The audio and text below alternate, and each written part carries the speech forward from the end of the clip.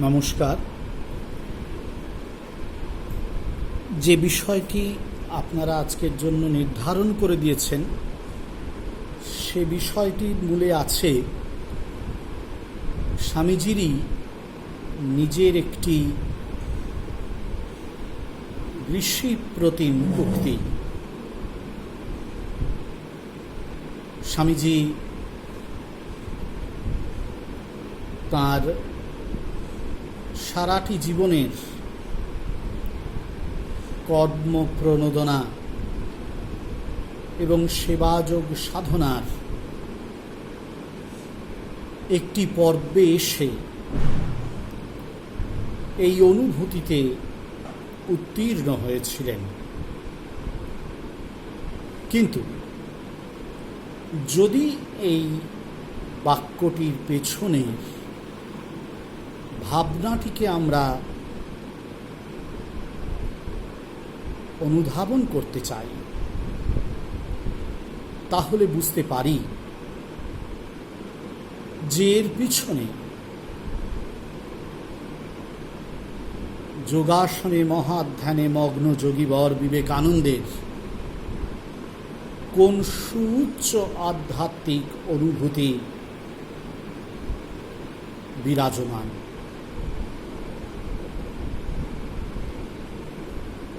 যে বিবেকানন্দকে তাঁর সমকাল মহৎ বিস্ময়ে প্রত্যক্ষ করেছে, যে বিবেকানন্দকে তাঁর উত্তরকাল বিচিত্র আলোচনায় সম্মাননায় নতমস্তকে গ্রহণ করেছে, যে বিবেকানন্দ অনাগত কালের অগণন মানুষের অন্তহীন শোভাযাত্রায় এক অফুরান প্রেরণাদায়ী অধিদেবতা রূপে চিরচলিষ্ণু থাকবেন, সে বিবেকানন্দ আসলে কি? এই যে উক্তিটি বা বাক্যটি আপনারা আজকের বিষয় হিসেবে গ্রহণ করেছেন, সেই বাক্যটি আসলে বিবেকানন্দের মুখ্য সেই পরিচয়টিকে আভাসিত করছে। মানুষের পরিচয় দেশ আর কাল ভিত্তিতে নির্ধারিত হয়। আমি অমুক সময়ে জন্মেছি, অমুক স্থানে জন্মেছি, আমি এই সময়ে এই স্থানে কর্মরত। অর্থাৎ আমাদের প্রতিটা পরিচয়ের সঙ্গেই একটি স্থান ও কালের সুনির্দিষ্ট পরিচয় নিহিত থাকে। সে পরিচয় তাৎক্ষণিকতার দ্বারা নিয়ন্ত্রিত। যতক্ষণ শরীরটা আছে ততক্ষণ সেই পরিচয়ে আমি অন্যের কাছে আদরণীয়, নিজের কাছেও উজ্জ্বল। এই তাৎক্ষণিকতায় আবৃত নির্দিষ্ট দেশগত ও কালগত পরিচয় যে ভিত্তির উপর দাঁড়িয়ে আছে সে ভিত্তি হল আমাদের এই শরীর ও মন। এই যে জড় শরীর এবং এই যে তার মধ্যে উপজাত একটি মন, সেটি কিন্তু আসলে বৈজ্ঞানিক দৃষ্টিতে,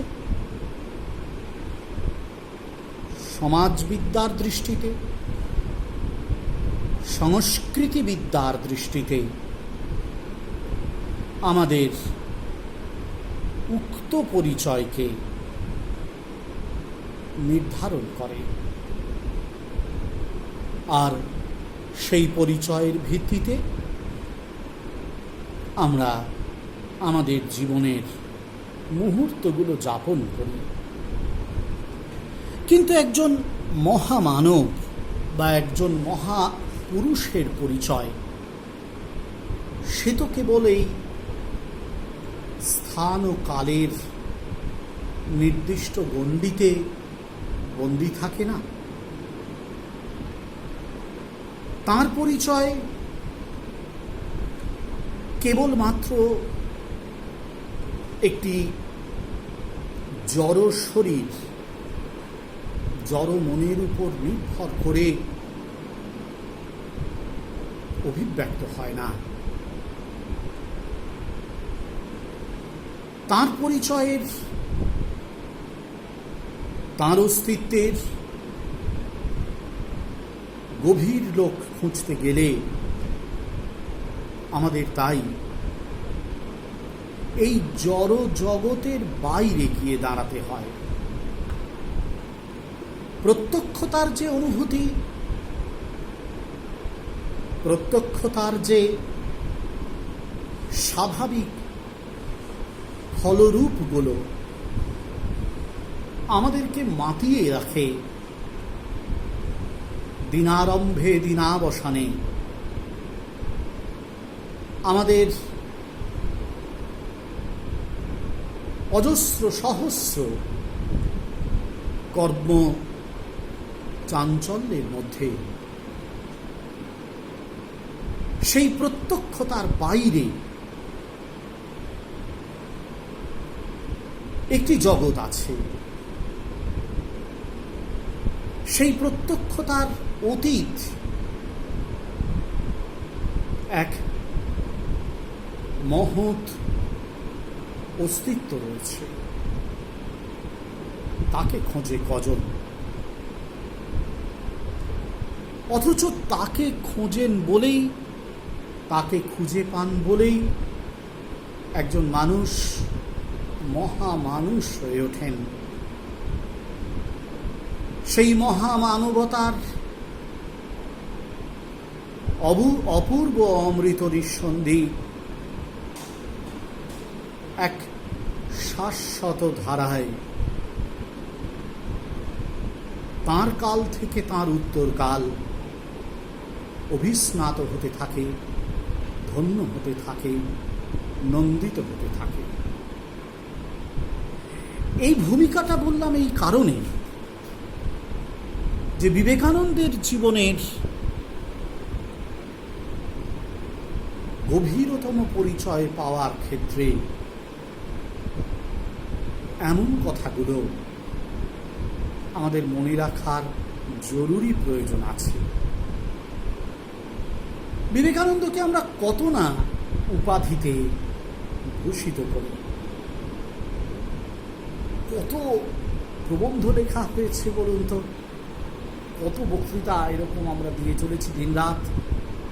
অমুক বিবেকানন্দ, তমুক বিবেকানন্দ, মানবতাবাদী বিবেকানন্দ, সমাজতাত্ত্বিক বিবেকানন্দ, শিক্ষাবিদ বিবেকানন্দ, সন্ন্যাসী বিবেকানন্দ, রামকৃষ্ণের নরেন, মা শারদার নরেন, এরকম কত উপাধিতে নরেন বা বিবেকানন্দকে দেখার চেষ্টা করা হয়েছে।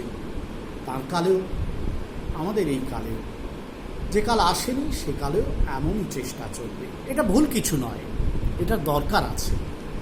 তার কারণ এই প্রত্যক্ষতার জগৎ থেকে সংজাত যে উপাধিগুলো নিয়ে বিবেকানন্দের পরিচয় আমরা পেতে চাই, সেই উপাধিগুলোর মধ্য দিয়ে বিবেকানন্দের যে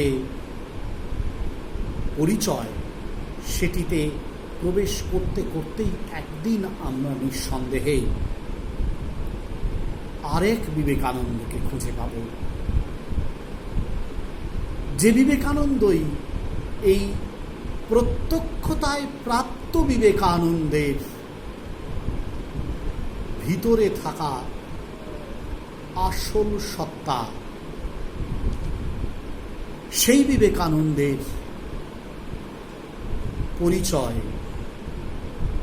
আমাদের ধ্যানের বস্তু, আমাদের মননের সাধনা।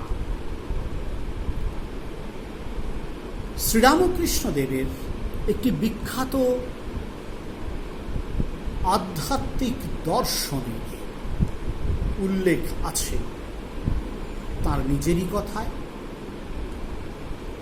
যা কিনা বিবৃত হয়েছে বিশদ আকারে পরম পূজ্যপাদ শ্রীমৎ স্বামী শারদানন্দজির লিখিত শ্রী শ্রী রামকৃষ্ণ লীলা প্রসঙ্গ গ্রন্থের বর্তমানে পাওয়া যে দ্বিতীয় খণ্ড, তার শেষ ভাগে দিব্যভাব নরেন্দ্রনাথ অংশে। যুগনায়ক বিবেকানন্দ গ্রন্থেও পূজ্যপাদ গ্রন্থকার স্বামী গম্ভীরানন্দজি তার উল্লেখ করেছেন। শ্রীরামকৃষ্ণ জীবনী ও বিবেকানন্দ জীবনীর যে কোনো সাধারণ পাঠক আমরা সেই বিখ্যাত আধ্যাত্মিক দর্শনটির সঙ্গে পরিচিত, যেখানে শ্রীরামকৃষ্ণ বর্ণনা করেছিলেন যে একদিন ভাবরাজ্যে তার মন এক জ্যোতির্ময় পথ দিয়ে পৌঁছে গিয়েছিল এক অপূর্ব প্রদেশে, ভৌগোলিক নয়, পার্থিব নয়, লৌকিক নয়, এমন একটি অদ্ভুত ক্ষেত্রে যেখানে অখণ্ড এর ঘরে 4 জন ঋষি ছিলেন ধ্যানমগ্ন। তাদের একজনের গলা জড়িয়ে ধরে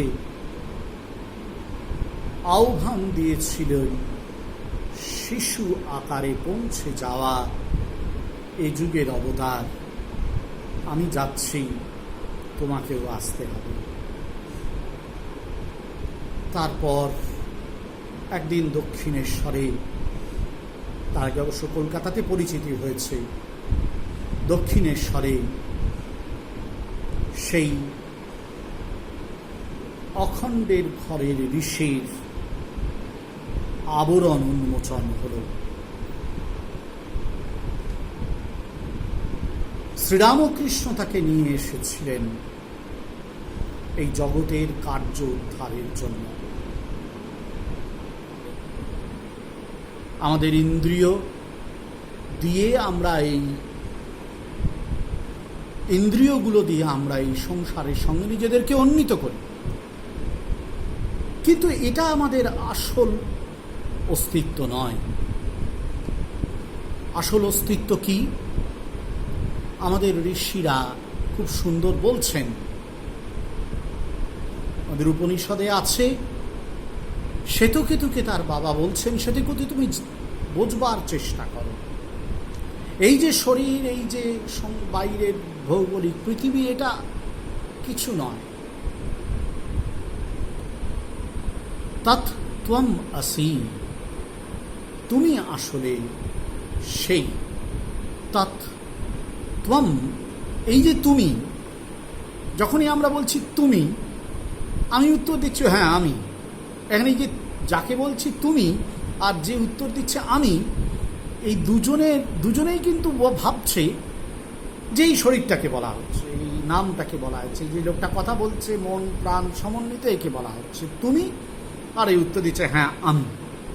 তাহলে আমাদের সাধারণভাবে ভাষায় এবং ব্যবহারে তুমি আমির যে ব্যবহারটা, সেটা কিন্তু এই শরীর মনকে নিয়ে। কিন্তু আমাদের শাস্ত্র বলছেন যে না, তুমি আসলে, এই যে তুমি, এই তুমি আসলে তৎ। এই তৎটা কি? তৎ বলতে তারা বোঝাচ্ছেন এই সমস্ত সৃজন লীলার অন্তরালে থাকা, সৃজন লীলার প্রেরণা রূপে থাকা এই মহাবিশ্বব্যাপী শুদ্ধ চৈতন্য শক্তিকে, যাকে আমাদের শাস্ত্র বলেছেন ব্রহ্ম। ব্রহ্ম ব্রহ্ম শব্দটি এসছে বৃহধাতু থেকে, যার মানে বড়। কত বড় তা তো জানি না, কে মাপবে তাও জানি না। তাহলে এমন একটা অস্তিত্ব যা অনেক অনেক বড়, যাকে মেজার করা যাবে না, মাপা যাবে না, কোনো মানদণ্ডে বাঁধা যাবে না, কোনো দেশের, কালের, পাত্রের কোনো মানদণ্ডে তাকে সীমাবদ্ধ করা যাবে না। সেই জন্য তাকে বলা হয়েছে সে নিত্য। নিত্য কেন বলা হয়েছে? তিনটে কালেই তার অস্তিত্বকে কেউ বাধা দিতে পারবে না। ত্রিকাল অবাধিতত্বম নিত্যাত্বম। তিনটে কালে। দেখুন, আমি আজকে আছি, 70 বছর পরে থাকবো না, 70 কার আরও কম, 70 বছর আগে তো ছিলামই না। আমার আপনার সবার ক্ষেত্রেই সত্য। এই যে বাড়ি ঘরগুলোর মধ্যে আমরা বসে রয়েছি, আছে 50, 100, 150, 200, 250, 500। দেখুন না কত বড় বড় সভ্যতা তৈরি হয়েছিল, আজ হারিয়ে গেছে। তার বিখ্যাত ভিসুভিয়াস পর্বতের তলায় ছিল পম্পেই নগরের সভ্যতা, হঠাৎ করে একদিন হারিয়ে গিয়েছিল। আজ মানুষ খুঁজে পেয়েছে তার ধ্বংসস্তূপকে।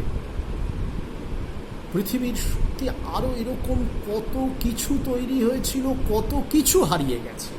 এই মহাবিশ্ব জুড়ে নক্ষত্রের জন্ম হচ্ছে, মৃত্যু হচ্ছে। কোথায় সব হারিয়ে যায়, কোথা থেকে আসে আমরা বুঝতে পারি না। বুঝতে পারি চলছে এই সৃষ্টি লীলা, বুঝতে পারি চলছে এই ধ্বংসলীলা। যা কিছু জন্মাচ্ছে তা কিন্তু এইভাবেই। জাতস্য হি ধ্রুব মৃত্যু ধ্রুবম জন্ম মৃতস্য চ। চলছেই, এর বাইরে যেতে পারা যাবে না। এর বাইরে কি কিছু নেই? আছে। অজো নিত্য শাশ্বতোয়ম না হান্যতে হান্যমানে শরীরে। নিশ্চয়ই কিছু আছে যা এই শরীরটাকে হত্যা করে দিলেও নিহত হবে না। জন্ম নেই, যা নিত্য শাশ্বত। এই শরীরের বিকার আছে, আমাদের শাস্ত্র বলে স্বরবিকার সম্পন্ন। জন্মায়, বড় হয়, বেঁচে থাকে, ধীরে ধীরে বড় হয়, ধীরে ধীরে ক্ষয়প্রাপ্ত হয়, পরিণাম প্রাপ্ত হয়, ক্ষয়প্রাপ্ত হয়, তারপরে একদিন মরে যায়। 6 রকমের বিকারের কথা বলেছিলেন ইয়াস্ক নামক একজন মুনি। আস্তে আস্তে এরকম 6টি বিকার প্রাপ্ত হয়। জায়তে, অস্তি, বর্ধতে, পরিণামাতে, বিপরিণামাতে, অপক্ষীয়তে, নাশ্যতে। প্রত্যেকটা মানুষের শরীর শুধু যে কোনো এই বিশ্ব সংসারের যার জন্ম হয়েছে সব কিছু, কিন্তু এই যে চৈতন্য যার জন্য সব কিছুর জন্ম হচ্ছে, এই সমস্ত কিছুর পেছনে যে আছে, কেনোপনিষদ বলেছিলেন এই চোখ তো দেখছে, শুনছে, আপনারাও শুনছেন, আমিও শুনতে পাচ্ছি আমি কি বলছি, আপনারাও শুনতে পাচ্ছেন, আপনারাও আমাকে দেখতে পাচ্ছেন, আমি চোখ দিয়ে দেখতে পাচ্ছি, কান দিয়ে শুনতে পাচ্ছি, জিভ দিয়ে টেস্ট করতে পারি, নাক দিয়ে ঘ্রাণ নিতে পারি। এটার পেছনে কে? এই দেখাটাকে সম্ভব করছে কে? আপনি বলবেন প্রাণ। তাহলে তখন প্রশ্ন আসবে, তাহলে এই প্রাণ কার জন্য সম্ভব হচ্ছে? সেই চৈতন্য শক্তি সে আছে এই সমস্ত সৃষ্টি লীলা জুড়ে, এই বিশ্ব জুড়ে তার অনাদ্যন্তকালের উপস্থিতি, এবং সেই উপস্থিতিতেই আমাদের এই সব কিছুর চলা। বাকি সমস্ত কিছু কিন্তু পরিবর্তনশীল, ভেঙে যাবে, নষ্ট হয়ে যাবে, চলে যাবে, কিন্তু সে যাবে না। সেই হচ্ছে সেই তৎপদার্থ। আমার সঙ্গে তার সম্পর্কটা কি? আমি কি তার থেকে আলাদা? না, আমি তার থেকে আলাদা নই। তাহলে কোথায়? তাকে তো দেখতে পাচ্ছি না। তার কারণ আমি নিজেকে আলাদা করে রেখেছি। কি করে আলাদা করে রেখেছি? এই যে শরীরটা দিয়ে। এই যখনই শরীরটা তৈরি হয়েছে, জন্মে গিয়েছি, ভাবতে শুরু করেছি আমি অমুক, তাই আমি একটা কিছু করেছি, আমার এই পরিচয় আছে, ব্যাস ভাবতে শুরু করে দিয়েছি। তখনই কি হয়েছে? আমি কিন্তু এই বিশ্বব্যাপী যে নিত্য চৈতন্য শক্তি, তার থেকে নিজেকে আলাদা করে ফেলেছি। তার কারণ আমি আমার শরীরটা তৈরি হওয়ার পরেই আমি নিজেকে ভাবতে শুরু করেছি আমি এই শরীর সম্পন্ন একজন, অথচ আমি বুঝতে পারছি না শরীরটা কিছুদিন পরে নষ্ট হয়ে যাবে, ধ্বংস হয়ে যাবে। এটা পৃথিবীর সমস্ত সৃষ্ট পদার্থের ক্ষেত্রেই সত্য। আমরা যারা মানুষ, আমরা কেবলমাত্র চেষ্টা করে এই শরীরের অতীত লোকে পৌঁছতে পারি আমাদের সাধনা দিয়ে। জগতে সবাই মৃত্যুকে ভয় পায়। কেন? ভাবে, ইস, এতে বোধহয় আমার সব কিছু চলে গেল। এটা এমন তো সাধক আছেন যে মৃত্যুকে ভয় পায় না, যে কিন্তু মৃত্যুকে হেলায় অতিক্রম করে যায়। কোনো বীরত্বের সম্মাননা পাওয়ার জন্য নয়, কোনো শৌর্যগাথা তৈরির জন্য নয়, কেবল এই তত্ত্বটিকে মাথায় রেখে যে শরীরটা জন্মেছে, মরবে তো একদিন। এমন তো মানুষ নিশ্চয়ই পৃথিবীতে আছে যে তার সমস্ত উপাধি, পদবি, খ্যাতি, নিন্দা সব কিছুর অতীত থাকতে পারে। তার কারণ সে জানে এই খ্যাতি, পদবি, উপাধি কোনো কিছুই আসলে তার নয়। এই শরীরটা তার মূল সত্তার সঙ্গে কোনো সম্পর্ক নেই। এই যে অনুভূতিটা, এই সমস্ত গুণগুলো, সমস্ত দোষগুলো, সেগুলোর অতীত হয়ে যাওয়ার যে অনুভূতিটা, আমাদের শাস্ত্র বলছে তাকে ত্রিগুণাতীত অবস্থা, স্থিতপ্রজ্ঞ অবস্থা। সত্য, রজতম, এই তিনটে গুণ নিয়েই আমাদের জীবন। কোনোটা ভালো করায়, কোনোটা রাগী করায়, কোনোটা অলস করায়। এই তিনটে গুণ নিয়েই কিন্তু আমাদের সব কিছু। যদি আমরা এই তিনটে গুণকে অতিক্রম করে যেতে পারি, আমরা যদি এদের বশবর্তী না হই, আমরা যদি এদের দ্বারা নিয়ন্ত্রিত না হই, মানে আর কিছুই নয়। আমরা যদি সাধনার দ্বারা উপলব্ধি করতে পারি যে এই শরীর, মন যা কিনা এই তিনটে গুণের বহিঃপ্রকাশ, আমরা সেই শরীর, মন নই। আমাদের ভিতরে সেই চৈতন্য শক্তি বিরাজমান। তাহলে দেখা যাবে সেই তৎ নামক যে ব্রহ্মতত্ত্ব, তার সঙ্গে এই যে ত্বম নামক যে আমি, বা আহম নামক যে আমি, তার আর কোনো পার্থক্য থাকছে না। আমাদের শাস্ত্রকাররা আবার এই সুন্দর উদাহরণ দেন। ওনারা বলেছেন, ধরো একটা পাত্র, শূন্য পাত্র, পাত্রটার ভেতরে শূন্য স্থান আছে, আবার পাত্রটার বাইরেও তো শূন্য স্থান আছে। শূন্য মানে বাতাস টাতাস আছে আর কি, ভরা কিছু, মাটি টাটি কিছু নেই, জিনিসপত্র কিছু রাখা নেই। তাহলে পাত্রটার ভেতরে একটা শূন্য স্থান রয়েছে, পাত্রটার বাইরেও একটা শূন্য স্থান রয়েছে। দুটোই তো শূন্য স্থান, দুটোই তো আকাশের মতন, আকাশ বা শূন্য। তাহলে আমরা কিন্তু বলছি এটা পাত্র।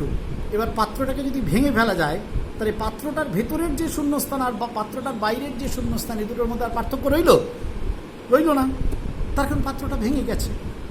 পাত্রের ভেতরেও রয়েছে, পাত্রের বাইরেও রয়েছে। বলা হয় ঘটাকাশ আর মহাকাশ শাস্ত্রীয় পরিভাষায়। পাত্রের ভেতরের শূন্যস্থান আর বাইরের শূন্যস্থান দুটোই এক হয়ে গেল, পাত্রটা ভেঙে গেল। এইটা হচ্ছে শরীর, মনটা হচ্ছে পাত্র।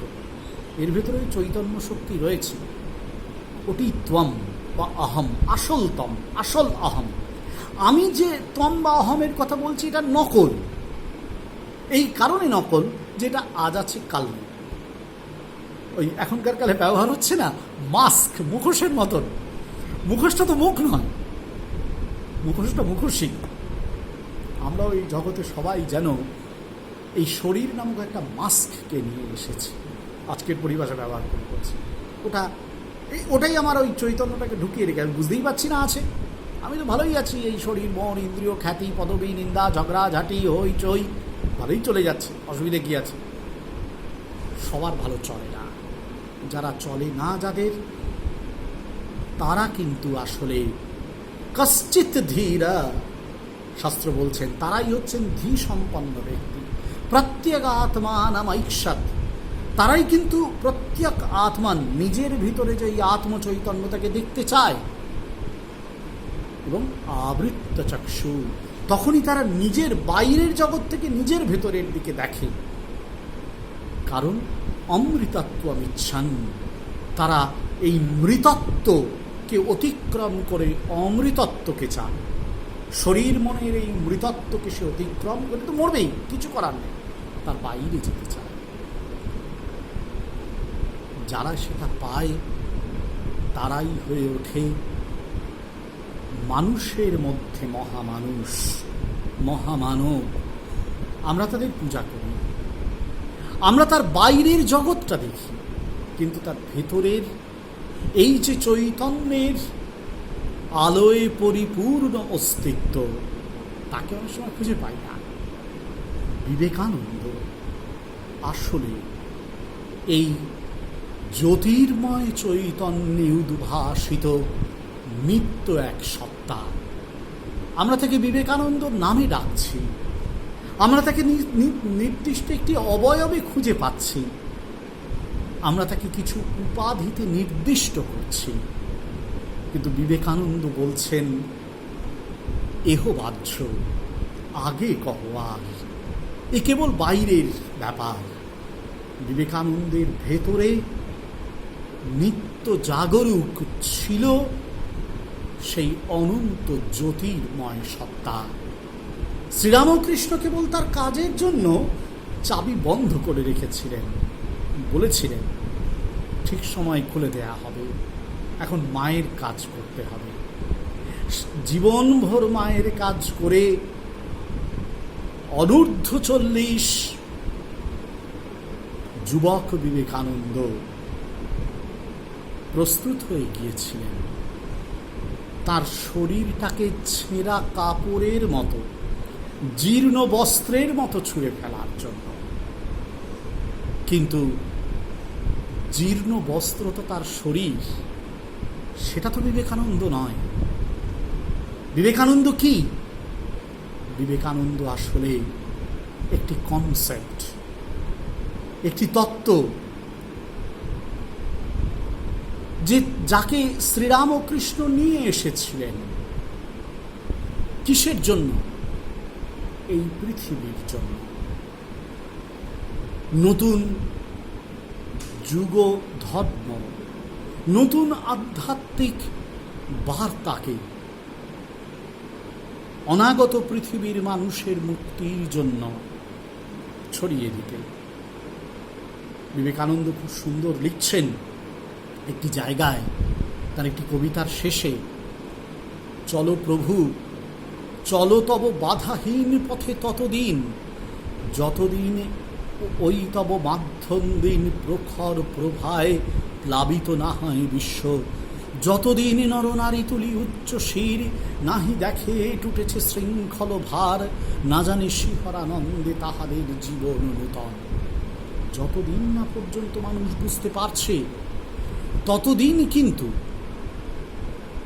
এই বিরাট বিরাট একটি পৃথিবী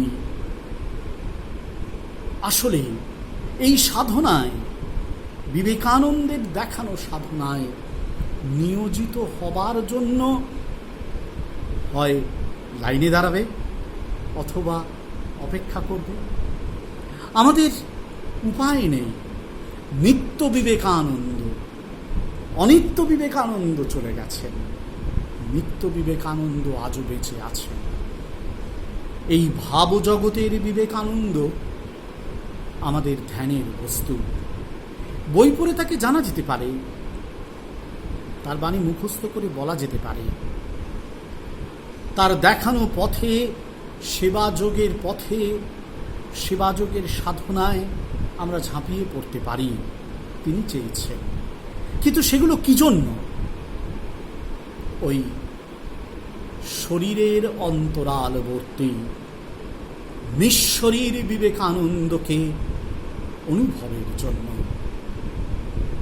সেই তার আসল সত্তা, সেই তার আসল পরিচয়, সেই ধ্যানগম্য বিবেকানন্দ, সেই মননীয় বিবেকানন্দ আমাদের সাধ্য। সেই সাধন পথে বিবেকানন্দকে আত্মজগতে অনুভবী বিবেকানন্দ অনুসারীদের একমাত্র করণীয় বই পড়ে মুখস্থ করে সেবাযোগে ঝাঁপিয়ে পড়ে আমরা যেন নিজেদেরকে সীমাবদ্ধ করে না রাখি। এটা পথ, কিন্তু এটা পথের শেষ নয়। পথের শেষে আসলে আমাদের অধিদেবতা বিবেকানন্দের এই নিত্য চিন্ময় স্বরূপ রয়েছে। তার অনুভবেই আমাদের ব্যক্তি ও সমষ্টির আধ্যাত্মিক উত্তরণের যাবতীয় দিশা। বিবেকানন্দের কাছে তাই আমাদের নিত্যদিনের প্রার্থনা, এই অলোকনিন্দিত সাধ্য বিবেকানন্দের শ্রীচরণে আমাদের সাধন যেন দিনে রাতে, এই জনমে মরণে, মুহূর্তে মুহূর্তে, লগ্নে লগ্নান্তরে নিযুক্ত হয়, মগ্ন হয়, সমর্পিত হয়।